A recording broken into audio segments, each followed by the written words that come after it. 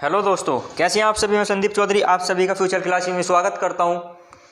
आज हमारी जो क्लास होने वाली है वो हमारी क्लास बीच में डिले हो गई थी 2-3 दिन। आज हम उस क्लास को आगे जारी रखेंगे। हमारी क्लास होने वाली है मैथ की। हमने 3 क्लास करी हैं अभी आपकी मैथ की, यूपी टेट के लिए, सी टेट के लिए, केवीएस वगैरह जो सुपर टेट में मैथ आता है आपका, उसके लिए अभी हम 3 क्लास आपकी कंप्लीट कर चुके हैं। आज हम आपकी नेक्स्ट एंड 4th क्लास लेकर आ रहे हैं मैथ की। हमने लास्ट क्लास में पढ़ा था आपका आपका पढ़ा था आयत, आपका पढ़ा था रेक्टेंगल, और उसके बाद पढ़ा था हमने उसका स्क्वायर वृत्त। अब आज हम उसी क्लास को आगे रखेंगे, आगे लेकर आ रहे हैं उस क्लास को। और आज की क्लास में आज हम पढ़ेंगे आपका सबसे पहले सर्किल।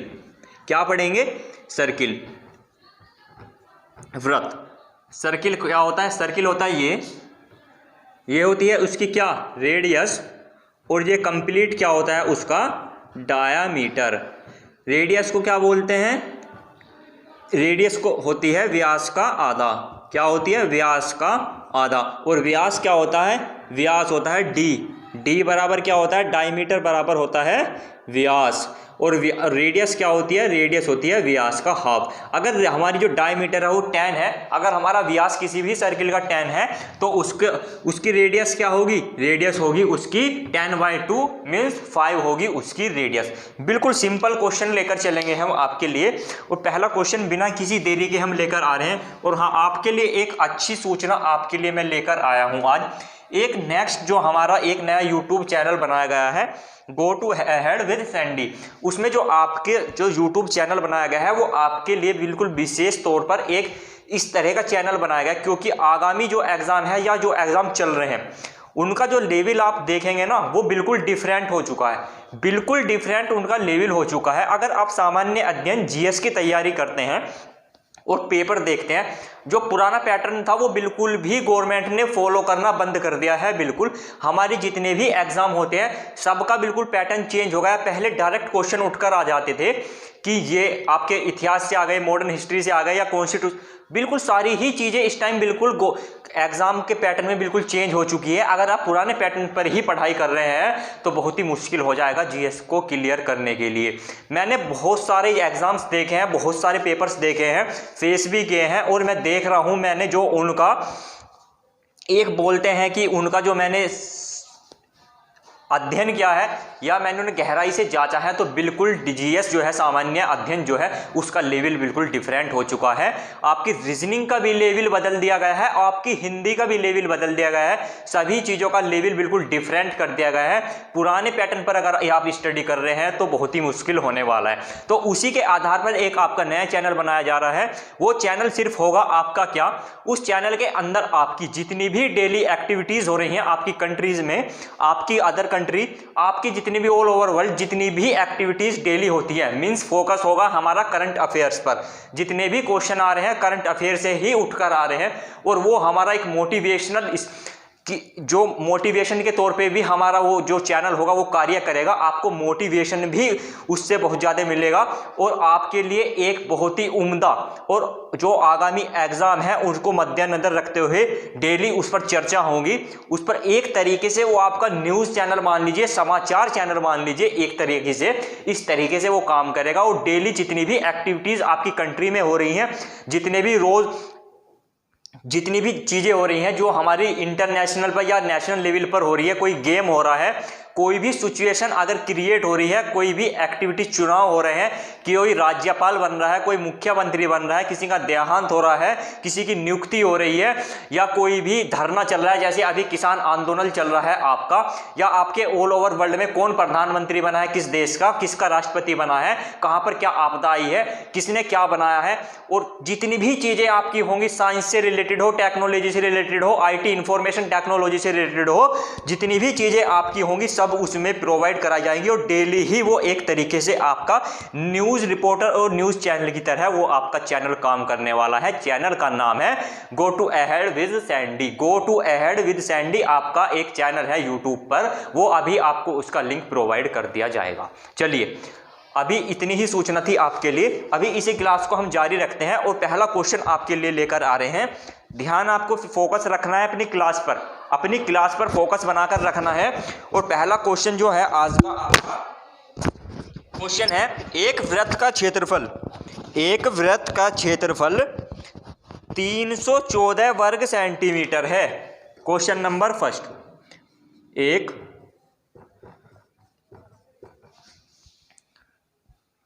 वृत्त का क्षेत्रफल को क्या बोलते हैं? क्षेत्रफल को बोलते हैं एरिया। एक वृत्त का क्षेत्रफल 314 वर्ग सेंटीमीटर, 314 स्क्वायर सेंटीमीटर, 314 वर्ग सेंटीमीटर है। अगर पाई का मान देखिए, इसने यहां पर क्वेश्चन में क्या प्रोवाइड करा दिया आपको, पाई का मान करा दिया 3.14। अगर ये 3.14 अगर ये ना कहता पाई का मान तो हम कुछ भी मान सकते थे, हम 22/7 मान सकते थे या 3.14 मान सकते थे। उसने पाई का हमें मान बता दिया 3.14 हो तो वृत्त का व्यास क्या होगा? 314 हो तो वृत्त का व्यास क्या होगा? चलिए क्वेश्चन को नोट करिए। क्वेश्चन में पूछा गया है वृत्त का, सर्किल का व्यास पूछा गया है। व्यास को क्या बोलते हैं? व्यास को बोलते हैं डायमीटर। चलिए बिना किसी देरी के क्वेश्चन को आगे बढ़ाते हैं। अब देखिए हमें क्या दिया गया है? एरिया ए दिया गया है। एरिया का फॉर्मूला होता है, सूत्र होता है पाई आर स्क्वायर। एरिया कितना दे दिया? 314 वर्ग सेंटीमीटर। पाई दे दिया हमें 3.14। आर हमें पता नहीं है, रेडियस हमें पता नहीं है, तो ये क्या होगा? R square. अब देखिए पॉइंट हटाएंगे, 2 डिजिट है तो नीचे आ जाएगा आपकी 2 0, तो हो गया 100। 314 से 314 कट जाएगा, 100 इधर आ जाएगा तो हो जाएगा 100 is equal to R square. R square की वैल्यू कितनी आ गई आपकी? 100। आर इज इक्वल टू √100 और 100 का रूट क्या होता है? होता है 10। तो आपकी रेडियस कितनी आ गई? रेडियस हो गई आपकी 10। मैंने आपको कहा था शुरू में, अभी एक चीज बताई थी, जो आपका डायमीटर होता है, जो आपका व्यास होता है। क्वेश्चन में क्या पूछा है? व्यास पूछा है।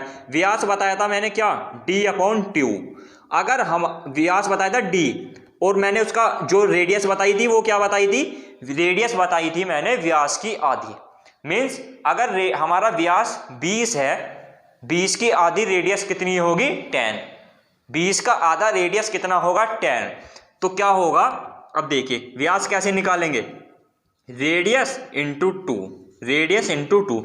रेडियस कितनी? 10 इंटू 2, तो हमारा क्या आ गया? व्यास आ गया 20 सेंटीमीटर। व्यास को एक बार और समझिए। देखिए सपोज करिए हमारा व्यास दे दिया उसने 20 सेंटीमीटर दे दिया और हमारे से रेडियस पूछ ली, तो रेडियस होती है हमारी डायमीटर/2। डायमीटर कितना है? डायमीटर 20 है और 2 भाग करेंगे तो आ गई आपकी रेडियस 10 आ गई। अब देखिए इसी फॉर्मूले को यहां पर छोड़ दीजिए, radius is equal to d/2। अब उसने हमारे से d पूछ लिया, व्यास पूछ लिया, तो r की गुना हो गई 2 में, तो d बराबर r इंटू 2। यही तो फॉर्मूला लगाया हमने, व्यास बराबर r इंटू 2। चलिए नोट कीजिए, सिंपल क्वेश्चन है बिल्कुल। देखिए ये क्वेश्चन आपके यूपी टेट, सी टेट या सुपर टेट में ही काम नहीं आने वाले, ये आपके जितने भी गवर्नमेंट से रिलेटेड आप एग्जाम देते हो सभी में काम आने वाले हैं। और मेन फोकस तो हमारा यूपी टेट, सी टेट और सुपर टेट का ही है, क्योंकि जो हमारा सिलेबस दिया गया है हम सिलेबस के अकॉर्डिंग ही पढ़ रहे हैं। और ये जो आपकी जो हम पढ़ रहे हैं ये चीज़ें आपकी आएंगी किसमें? बीटीसी में भी आती हैं, first second third fourth semester, चारों सेमेस्टर का मैथ कॉमन होता है एक तरीके से, थोड़ा बहुत ऊपर नीचे होता है, थोड़ा डिफरेंस होता है, लेकिन ये चीज़ है आपकी आती ही आती है। और जो गर्ल्स होती है मेनली उन्हें बहुत घबराहट होती है, बहुत ज़्यादा डर जाती हैं वो मैथ को लेकर, और वे सोचती हैं कि मैथ जाने क्या है, मैथ का हवा बना देती हैं एक तरीके से कि हमारे से नहीं हो पाएगा। बहुत ही सिंपल है, अगर आपसे बीटीसी में मैथ नहीं हो पाएगा तो आप यूपी टेट का मैथ कैसे करेंगे, सी टेट का मैथ कैसे करेंगे, सुपर टेट का मैथ कैसे करेंगे? अगर मैथ ही नहीं होगा तो आपकी फिर परसेंटेज कैसे बनेगी या आपकी रैंक अच्छी कैसे आएगी?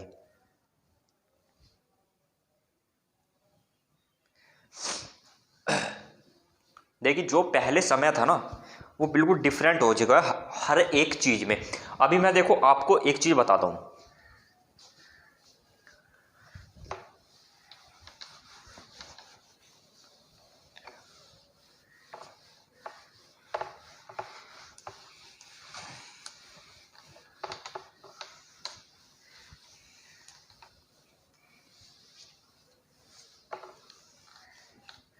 देखिए एक फंडा है, अभी क्या है जो फाइनल मेरिट बनती है हमारी, 10% तो जुड़ते हैं हमारे किसके, 10th के, 10% जुड़ते हैं हमारे किसके, 12th के, 10% जुड़ते हैं हमारे किसके, ग्रेजुएशन के, ग्रेजुएशन, और 10% जुड़ते हैं आपके DLED के, ठीक है, या आपका BEd।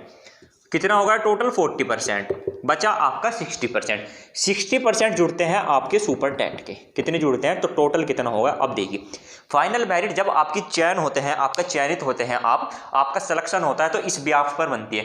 10% 10th, 10% 12th, 10% ग्रेजुएशन, 10% आपके DLED या BEd और 10% आपके ग्रेजुएशन। सपोज करिए किसी बंदे के 80% है किसमें, 10th में, तो 80% का 10% कितना होगा, 8। सपोज करिए उसके 70% है 12th में, तो उसका कितना होगा, 7। सपोज करिए ग्रेजुएशन में उसके कितने हैं, 65 है, तो 6.5। DLED में कितने हैं, मान लीजिए 85 है, तो 8.5। टोटल कितना हुआ हमारा, 8 7 15, 15 6 21, 21 8 29, 29 और 1 30।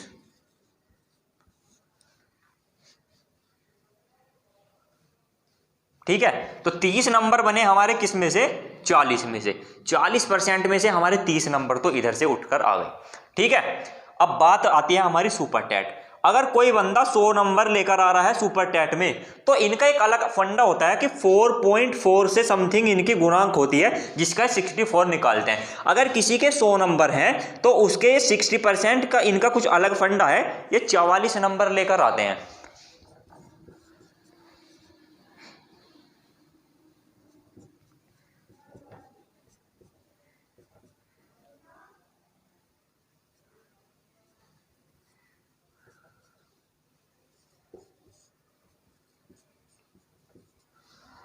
देखिए 44 नहीं 40 नंबर। अब मैं बताता हूँ कैसे आ गया है मेरी समझ में। देखिए आपने सपोज करो स्कोर किया 100, कितना करा 100, कितने में से 150 में से आपने कितना करा 100 स्कोर करा। वे बोलते हैं कि हम 100 का कितना लेंगे 60% लेंगे। कितना लेंगे 60% लेंगे। अब देखिए 100 का कितना लेंगे 60%। कितने में से आए थे हमारे 100, 150 में से, तो 0 से 0 कट गया, 100 छिक्का 600, नीचे 15, तो 15 चौका 60, तो टोटल कितने बने 40 नंबर। ये है उनका फंडा। किसी के 100 नंबर आते हैं, 100 कितने में से आए 150 में से आए, उसका कितना लेना है 60% लेना है, तो कितने बन गए 40 नंबर उसके बनते हैं। 30 बने उसके इधर, तो कितने हो गए टोटल 70 नंबर हो गए। मेरिट लगी आपकी कितने पर, समथिंग लगी 60.7 पर लगी ओबीसी की, तो आपके नंबर है 70, तो आपका सिलेक्शन पॉसिबल हो गया। अब देखिए 100 नंबर ठीक है भाई, यहाँ पर आ गए। अब डिफरेंस कहाँ पर आता है, डिफरेंस आता है जिसके जो आपकी स्कूलिंग होती है उसमें मार्क्स कम है। देखिए सपोज करिए किसी के 10th में थे कितने 60 थे, तो 6 बने, 12th में भी 60 थे 6 बने, ग्रेजुएशन में 65 थे और DLED में 85 थे। अब देख लीजिए 6 6 12, 12 8 20, 6 26 और 1 27। अब कितने नंबर बने 27। यहाँ कितने थे 40, तो कितने हो गए 67। मेरिट लगी आपकी जनरल की सपोज करिए 68। बंदा बाहर कहाँ से, स्कूलिंग से। स्कूलिंग से फर्क पड़ा ना, इसे भी छोड़िए। अब आपको क्या करना है, अगर किसी के भी इसके अकॉर्डिंग मार्क्स बन रहे हैं 25, किसी के मार्क्स बन रहे हैं 25, सपोज कीजिए 25 मार्क्स बन रहे हैं, किसी के सपोज कीजिए 25 मार्क्स बन रहे हैं, तो आपको 40 यहाँ से आएंगे तो आ गए 65, तो आपका पॉसिबल नहीं है कि ओबीसी में या जनरल में आप कट ऑफ में आ सके। SC ST वाला चल जाएगा, उसका काम चल जाएगा। अब आपको करना क्या है, आप लाइए 110, कितने लाने हैं 110,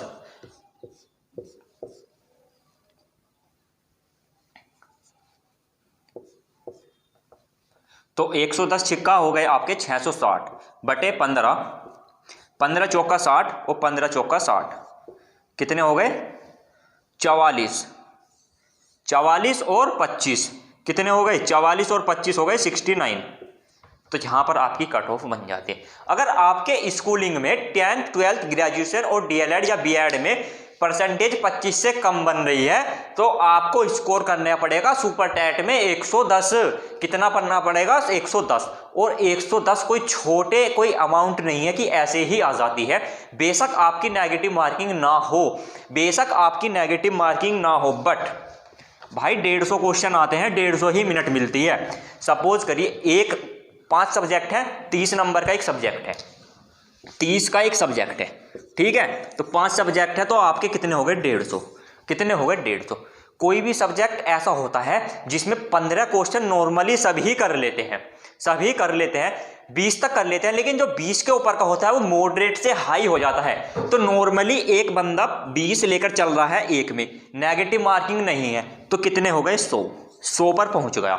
नेगेटिव मार्किंग नहीं है, अगर नेगेटिव मार्किंग होगी ना तो वो 100 वाला जाएगा कहां पर 65 पे जाएगा भाई, 65 पे जाएगा। अगर 1/4 की होगी, 40 क्वेश्चन भी उसने 150 में से गलत कर दिए और 110 उसने ठीक कर दिए, तो 40 पे कितने कट जाएंगे उसके 1/4 से 10 क्वेश्चन कट जाएंगे।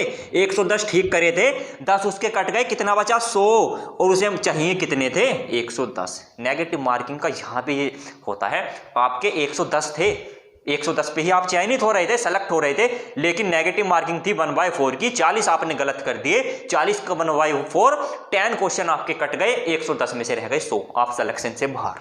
ये प्रोसेस चलता है। तो बहुत ही अच्छा है कि अभी यूपी टेट, सी टेट या सुपर टेट में नेगेटिव मार्किंग नहीं है और आने वाले टाइम में हो जाएगी, ये भी दावा है। कंपटीशन इतना बढ़ चुका है।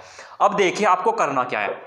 ऐसे बंदे बहुत होंगे जिनकी टोटल मेरिट जो बीटीसी एडमिशन लेते हैं 200, 180, 210, 220, उसके ऊपर तो बहुत कम ही जाते हैं। तो आपको स्कोर करना पड़ेगा 100 से ज़्यादा ही करना पड़ेगा।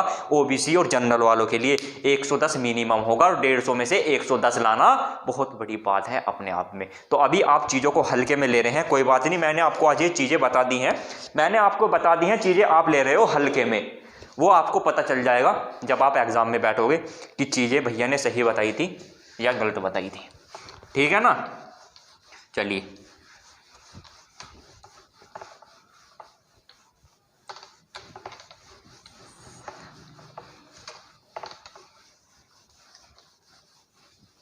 सौ नंबर भी ऐसे ही नहीं आते, एक एक पॉइंट से बंदा बाहर निकलता है। कितने से? एक एक पॉइंट से बंदा बाहर निकलता है। और उसकी अहमियत जब पता चलती है जब आप सिलेक्शन के कट ऑफ से बिल्कुल एक पॉइंट ऊपर या नीचे रहते तब आपको उसका पता चलता है कि उसका महत्व क्या था, ठीक है ना। चलिए आगे की ओर, नेक्स्ट क्वेश्चन की ओर बढ़ते हैं। क्वेश्चन कहा गया है 10 सेंटीमीटर व्यास वाले एक वर्त, 10 सेंटीमीटर व्यास वाले, व्यास क्या होता है? डायमीटर, व्यास वाले एक वृत्त, सर्किल की परिधि क्या होगी? की परिधि क्या होगी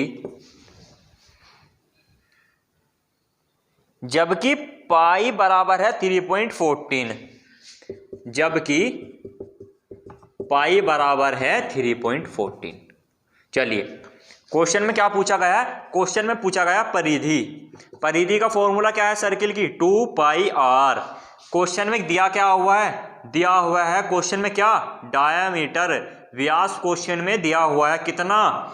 डायामीटर दिया हुआ है 10, और रेडियस क्या होती है? d/2, 10/2। तो रेडियस कितनी हो गई आपकी? 5 सेंटीमीटर।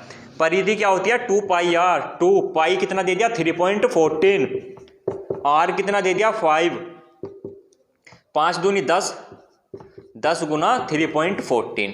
चलिए 3.14 की करेंगे हम 10 में,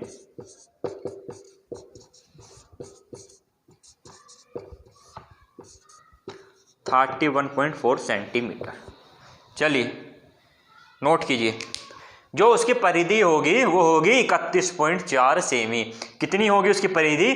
2 पाई आर, 2 पाई की वैल्यू दे दी 3.14, रेडियस निकाल ली हमने, व्यास दिया था d/2, 10/2 5, 10 इंटू 3.14, 31.4 हो गई क्या उसकी परिधि। चलिए नोट कीजिए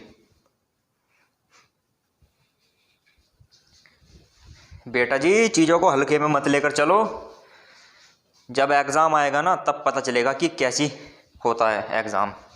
अभी आपने बहुत से स्टूडेंट तो ऐसे हैं जिन्होंने एक भी एग्ज़ाम फेस नहीं करा होगा, अभी गवर्नमेंट का एक भी एग्ज़ाम फेस नहीं करा होगा, ऐसे बहुत स्टूडेंट हैं। और जब एग्ज़ाम में बैठोगे ना तब बताना कि होता क्या है। जो चीज़ आप सही सोच कर चल रहे हो या आपको पता है कि सही है, उसे भी आप गलत कर आते हो। किस वजह से?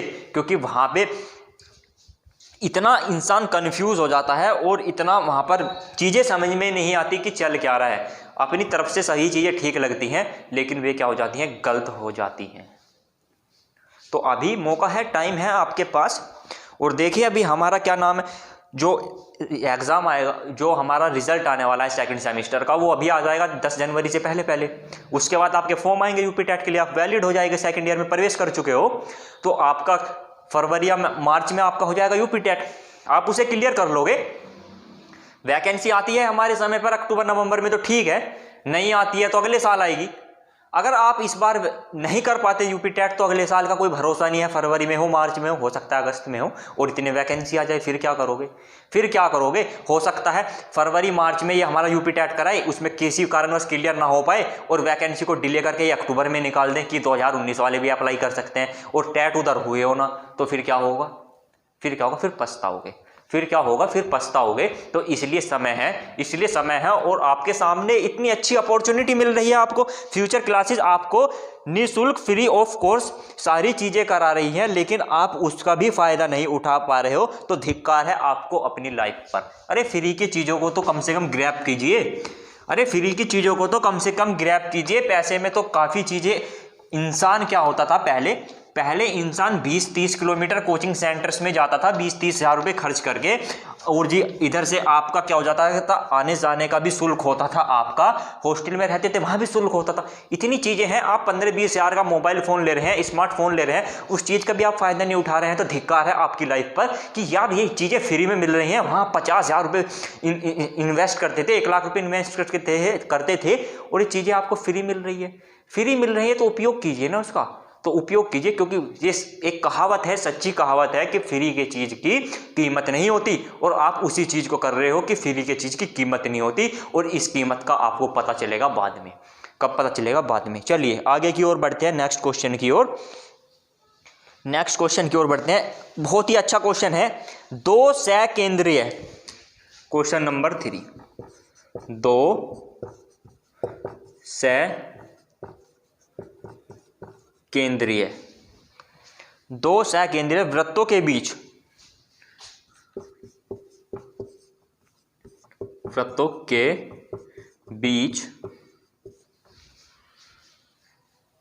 छायांकित भाग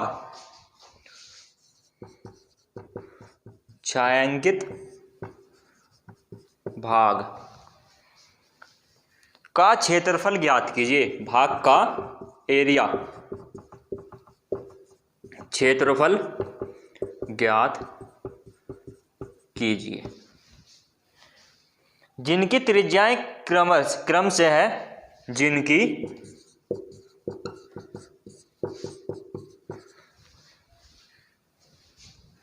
त्रिज्याएं किसे बोलते हैं? रेडियस को। कितनी दी गई है? 11 सेंटीमीटर और 10 सेंटीमीटर, 11 सेमी और 10 सेमी। चलिए निकालिए। देखिए, दो सकेंद्रीय वृत्तों के बीच, ये लीजिए, के बीच का भाग, छायांकित भाग, बीच का छायांकित भाग, तो दोनों के बीच का क्या होगा? इसके और इसके बीच का होगा ये हो गया छायांकित, क्षेत्रफल ज्ञात कीजिए। हमें इसका क्या निकालना है? इन दोनों के बीच का निकालना है एरिया। कैसे निकालेंगे? अब देखिए, बड़े सर्किल का जो एरिया है वो क्या मान लेते हैं हम? एरिया किसका? बड़े सर्किल का, एक को मान लेते हैं बड़ा सर्किल, बड़े वृत्त का एरिया कितना है वो मान लिया हमने पाई आर स्क्वायर। हमने इसे डिनोट कर दिया बड़े आर से, बड़े को कर दिया बड़े आर से। अब देखिए छोटे वृत्त का एरिया, छोटे वृत्त का एरिया कौन से का, इस अंदर वाले का, वो मान लिया हमने पाई और छोटे आर से हमने उसे डिनोट कर दिया। अब हमें करना क्या है, हमें करना है दोनों का, इसके बीच का, छोटे के बीच का और बड़े के बीच का क्या निकालना है, छायांकित भाग का क्षेत्रफल निकालना है। उसे निकालने के लिए हम करेंगे क्या, उसे निकालने के हम क्या करेंगे, बड़े के एरिया में से छोटा का एरिया निकाल देंगे। अगर हम बड़े के एरिया में से इस छोटे का एरिया निकाल दें तो बचेगा क्या, छायांकित भाग ही बचेगा। तो बड़े का क्या था, पाई आर स्क्वायर माइनस पार आई स्क्वायर। पाई ले लीजिए कॉमन, अंदर बचेगा बड़ा आर स्क्वायर माइनस छोटा आर स्क्वायर, तो बराबर क्या हो जाएगा, पाई, पाई कितना होता है 22/7। यहां पर इसने पाई की वैल्यू नहीं दी है तो हमने मान ली 22/7। बड़े आर की वैल्यू कितनी दी है, त्रिज्याएं दिए हैं आर, बड़े की दिए हैं 11, तो 11 का स्क्वायर माइनस 10 का स्क्वायर, तो ए 10 का स्क्वायर। अब देखिए एक फॉर्मूला होता है, एक फॉर्मूला होता है A square minus B square, A square minus B square, तो उसका क्या होता है ए प्लस बी और ए माइनस बी। तो ऐसे ही यहां पे होगा 22/7 ए प्लस बी 11 प्लस 10 ए माइनस बी 11 माइनस 10, तो कितना आ गया 22/7। ठीक है दिख रहा है नीचे का भी, 22/7, 11 और 10 होता है 21, 21 गुना 11 में से 10 गया 1, तो 1, तो 7 3 21, 3 ही कम 3 और 3 की गुना करी 22 में, तो कितना आ गया 66। तो छायांकित भाग कितना था, एरिया कितना था 66 सेंटीमीटर, कितना था 66 वर्ग सेंटीमीटर। चलिए 66 वर्ग सेंटीमीटर नोट कीजिए। क्वेश्चन बहुत अच्छा था, क्वेश्चन का बहुत ही अच्छा लेवल था, बहुत ही अच्छा क्वेश्चन था। एक बार और समझिए, दो सकेंद्रीय वृत्तों के बीच, दो हमने क्या ले लिए, सर्किल ले लिए, वृत्त ले लिए, उनके बीच का छायांकित भाग, छायांकित भाग हो गया ये, का क्षेत्रफल निकालिए। इसका क्या निकालना है, क्षेत्रफल निकालना है। जिनकी त्रिज्याएं, त्रिज्याएं क्या होती है, रेडियस होती है, रेडियस होती है व्यास की आधी, डायमीटर की आधी। एक की दे दी बड़े की 11, छोटे की दे दी 10। हमने माना बड़े वृत्त का एरिया पाई आर स्क्वायर, बड़ा है तो आर भी बड़ा कर दिया, छोटे वृत्त का एरिया, अगर छोटा वृत्त है तो हमने आर भी छोटा कर दिया पाई आर स्क्वायर। बड़े के में से छोटा घटा देंगे तो छायांकित भाग का क्षेत्रफल आ जाएगा pi R square minus pi R square. Pi ले लिया कॉमन, ब्रैकेट में बड़ा आर स्क्वायर माइनस छोटा आर स्क्वायर, बड़ा आर है 11, छोटा आर है 10, 11 स्क्वायर माइनस 10 स्क्वायर। एक आपकी प्रॉपर्टी होती है A square minus B square होती है, A plus B A minus B, 11 plus 10 11 minus 10, 11 plus 10 21, 11 minus 10 1, 7 21, 22 66, 66 वर्ग सेंटीमीटर आपकी क्या आ गई, छायांकित भाग का क्षेत्रफल निकल के आ गया। नोट कीजिए।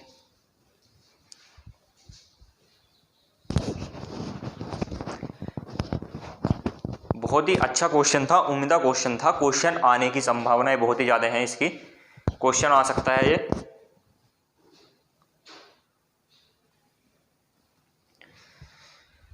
तो चीज़ों को सीखने का प्रयास कीजिए, चीज़ों को सीखने का प्रयास कीजिए। समय आपके पास कोई भी ज़्यादा नहीं है, समय निकल जाता है ऐसे ही। अभी पूरा साल निकल गया, दिसंबर निकल गया है और आने वाला क्या है आपका जनवरी।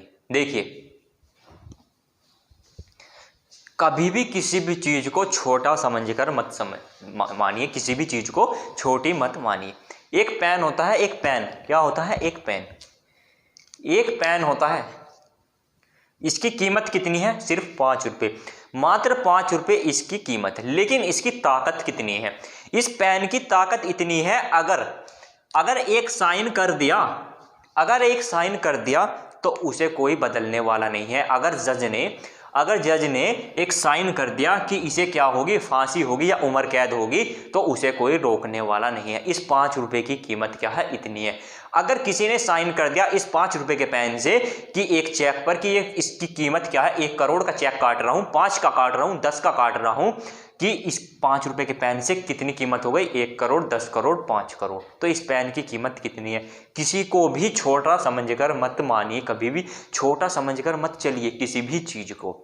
जो दिखने में छोटी होती है वो कारगर साबित हो जाती है बहुत बार। तो ये 5 रुपए के पेन में इतनी ताकत है कि ये किसी की भी जीवन का फैसला कर सकता है, किसी के भी जीवन का फैसला कर सकता है। कोई कितना भी करोड़पति हो, अरबपति हो, कितना भी बड़ा हो, ये 5 रुपए का पेन उसकी भी जिंदगी को बना सकता है और किसी की भी जिंदगी को खराब कर सकता है। तो इसलिए फोकस कीजिए, कभी भी किसी को भी हल्के में लेकर मत चलें। तो मैं मेरा उद्देश्य यही था समझाने का, इस यूपी टेट को भी हल्के में लेकर मत चलें, इस यूपी टेट को भी लेकर हल्के में मत चले। इसमें इतनी शक्ति है, यही प्रवेश देगा आपको सुपर टेट के लिए, यही एलिजिबल कराएगा आपको सुपर टेट के लिए। अगर हल्के में ले लेंगे ना आप, इसे 5 रुपए की तरह ले लेंगे, इसे 5 रुपए की पेन की तरह ले लेंगे, तो बहुत दिक्कत आने वाली है। आपको एंट्री नहीं मिलेगी सुपर टेट में, और सुपर टेट में एंट्री नहीं मिलेगी तो बाद में दिक्कत आएगी आपको सिलेक्शन में। सर पकड़ कर बैठ जाएंगे, क्या कर बैठ जाएंगे, सर पकड़ कर बैठ जाएंगे कि ये क्या हुआ। तो फोकस कीजिए, चीज़ें अभी आपको मिल रही हैं तो ग्रैब करने की कोशिश कीजिए।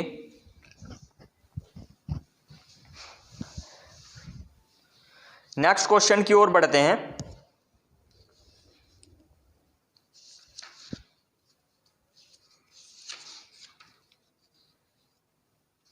देखिए बहुत ही प्यारा क्वेश्चन आपके लिए लेकर आ रहा हूं, बहुत ही प्यारा क्वेश्चन है। एक क्वेश्चन एक ही कराऊंगा, अभी 4 क्वेश्चन हमारे हो जाएंगे, लेकिन चारों ही क्वेश्चन इतने जबरदस्त क्वेश्चन हैं कि क्वेश्चन उठकर आने की कंप्लीट संभावनाएं हैं।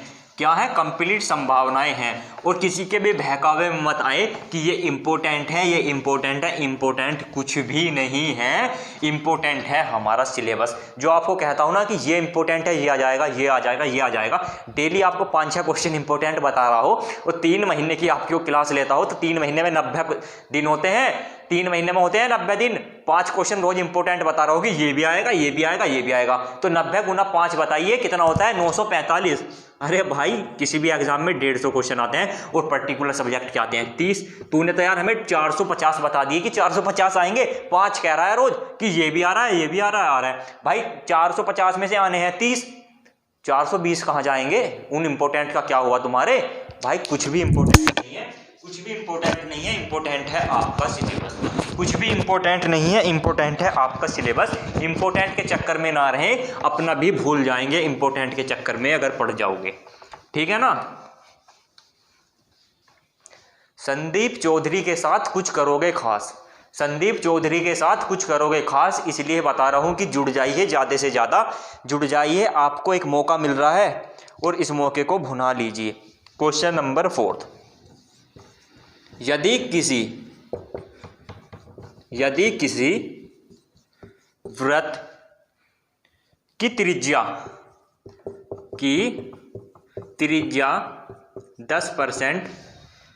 10% कम कर दिया जाए, 10% कम कर दिया जाए, तो उसके क्षेत्रफल में कितनी प्रतिशत कमी आएगी? तो उसके क्षेत्रफल में कितनी कमी आएगी? अब देखिए क्वेश्चन में कहा गया है अगर किसी वृत्त की त्रिज्या में 10% की कमी कर दी जाए तो उसके क्षेत्रफल में क्या आएगा, कितनी % कमी आएगी। कुछ बुद्धिजीव ऐसे होते हैं, कुछ बुद्धिजीव प्राणी ऐसे होते हैं जो क्या करते हैं, अच्छा त्रिज्या में 10% कमी हुई तो एरिया में भी 10% कमी हो जाएगी। एरिया पहले 100 था तो अब हो जाएगा 90, एरिया पहले 100 था अब हो जाएगा 90, 10% की कमी थी। 10 ऑप्शन में दे दिया उसने 10%, ऑप्शन में दे दिया 15, 20 या अन्यथा कोई दूसरा जो आंसर है बंदे ने लगा दिया 10% क्वेश्चन कल। तो चीज़ों को वे जो इंपॉर्टेंट बताते हैं ना, ये वही चीज़ें होती हैं, ये वही चीज़ें होती हैं और यहीं पे इंसान क्या होता है, मार खा जाता है। अब इसका फॉर्मूला है निकालने के लिए, क्षेत्रफल में प्रतिशत में अगर परिवर्तन हो, परिवर्तन का मतलब चीज़ें घट रही हो या बढ़ रही हो, तो उसका फॉर्मूला है x into 2 plus x/2 into %। चलिए इस फॉर्मूले को नोट कीजिए, इस फॉर्मूले को नोट कीजिए। x क्या है? x है आपका परिवर्तन। x क्या है? x है आपका परिवर्तन। अगर देखिए चीजें अगर घट रही हैं, कमी हो रही है तो माइनस में लिख दोगे, अगर चीजें बढ़ रही हैं तो प्लस में लिख दोगे। अब देखिए क्या हो रहा है, 10% कम हो रही है तो -10, 2 प्लस -10/10 परसेंटेज, -10 गुना 10 से 10 कट गया तो कितना हो गया? हाँ 10 ही कम 10, तो 2 में से 1 गया, कितना हो गया? 1 मिनट,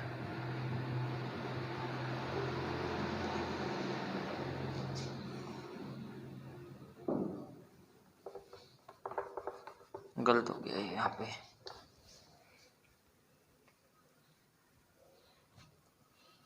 ये 100 था यहाँ पे, कितना था? ये था यहाँ पे 100, x/100, x/10 नहीं था, x/100। तब देखिए 2 प्लस -10/100, 10 0 से 0 कट गई तो कितना बचा?